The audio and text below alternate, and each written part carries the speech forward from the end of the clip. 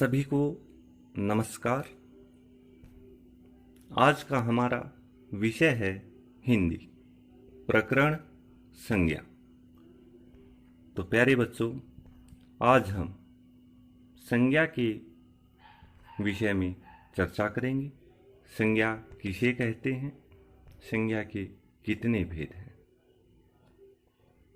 तो सबसे पहले हमारा प्रश्न है, संज्ञा किसे कहते हैं?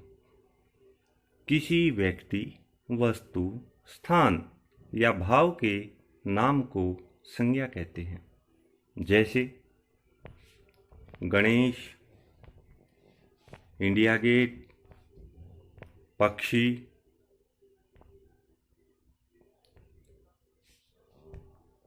संज्ञा के कितने भेद होते हैं?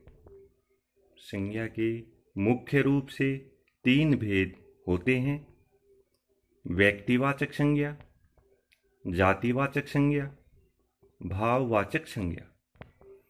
एक बात का हमें विशेष ध्यान रखना है, जातिवाचक संज्ञा के 2 उपभेद हैं। पहला समूहवाचक संज्ञा, दूसरा द्रव्यवाचक संज्ञा। तो इससे आगे है व्यक्तिवाचक संज्ञा किसे कहते हैं? जिन शब्दों से किसी विशेष व्यक्ति, वस्तु, स्थान या प्राणी का बोध होता है। जैसे लाल किला, मां सरस्वती, श्री कृष्ण। ये सब व्यक्तिवाचक संज्ञा के उदाहरण हैं। जातिवाचक संज्ञा किसे कहते हैं? जिन शब्दों से वस्तु, प्राणी आदि की संपूर्ण जाति का बोध होता है। जैसे पर्वत, नदी, पुस्तक। ये सब जातिवाचक संज्ञा के उदाहरण हैं।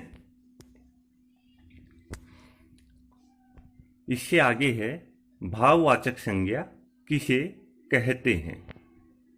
जिन शब्दों से किसी गुण, भाव, दशा, कार्य आदि का बोध हो।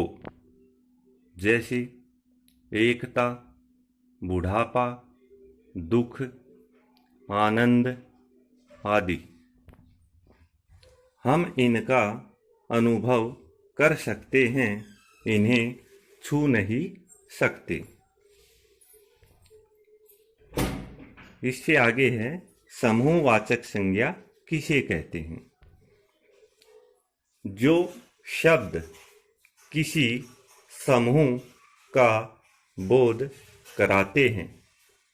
जैसे सेना, कक्षा, परिवार, सभा आदि।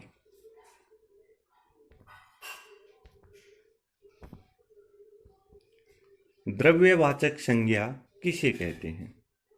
जो शब्द किसी द्रव्य या पदार्थ का बोध कराते हैं। जैसे चावल, सोना, दूध आदि। तो प्यारे बच्चों, ये आज हमने संज्ञा और उसके भेदों के बारे में सामान्य जानकारी प्राप्त की। आपका बहुत बहुत धन्यवाद।